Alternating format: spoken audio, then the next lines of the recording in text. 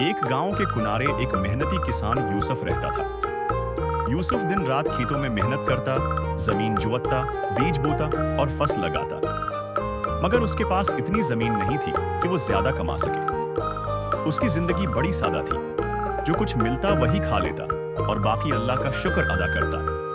ایک دن یوسف لکڑیاں کاٹنے کے لیے جنگل گیا۔ چلتے چلتے اس کی نظر ایک پرانے اور گہرے کنویں پر پڑی۔ کنواں سنسان تھا اور ارد گرد گھاس پھونس اگا ہوا تھا۔ یوسف کو پیاس لگی تو اس نے کنویں میں جھانکا۔ حیرت کی بات یہ تھی کہ پانی کے بجائے اس کے اندر سے ایک روشنی نکل رہی تھی۔ یوسف نے ڈرتے ڈرتے آواز دی، کون ہے؟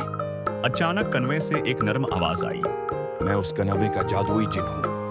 جو بھی نیک دل اور محنتی انسان یہاں آتا ہے، میں اس کی ایک خواہش پوری کرتا ہوں۔ یوسف حیران ہوا۔ اس نے کہا، میری خواہش ہے کہ میری زمین زرخیز ہو جائے تاکہ میں زیادہ اناج اگا سکوں اور گاؤں کے لوگوں کی مدد کر سکوں۔ جن نے خوش ہو کر کہا، تیری دعا قبول ہوئی، اب جا اور دیکھ تیری کھیتیاں سبزے سے بھر جائیں گی۔ یوسف واپس آیا تو واقعی اس کے کھیتوں میں سب کچھ ہرا بھرا ہو گیا۔ فصل اتنی زیادہ ہوئی کہ یوسف خود بھی خوش ہوا اور گاؤں کے غریب لوگوں میں اناج بانٹنے لگا۔ سب اس کی تعریف کرنے لگے، لیکن گاؤں میں ایک اور کسان کلیمہ رہتا تھا۔ وہ بہت لالچی اور خودغرض تھا۔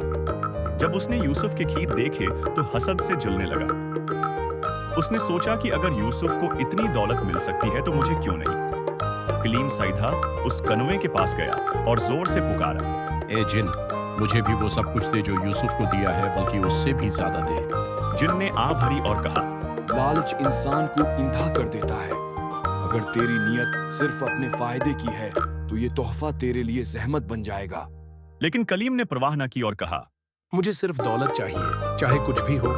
جن نے کہا، ٹھیک ہے، تیری خواہش پوری ہوئی۔ اچانک کلیم کی زمین پر بھی فصل اگنے لگی، لیکن وہ اتنی زیادہ اور اتنی تیز رفتار سے بڑھی کہ اس کے پاس رکھنے کی جگہ ہی نہ رہی۔ اناج کے بوجھ سے اس کی گودام ٹوٹ گئی، کھیتوں میں گندم سڑنے لگی اور کیڑے لگ گئے۔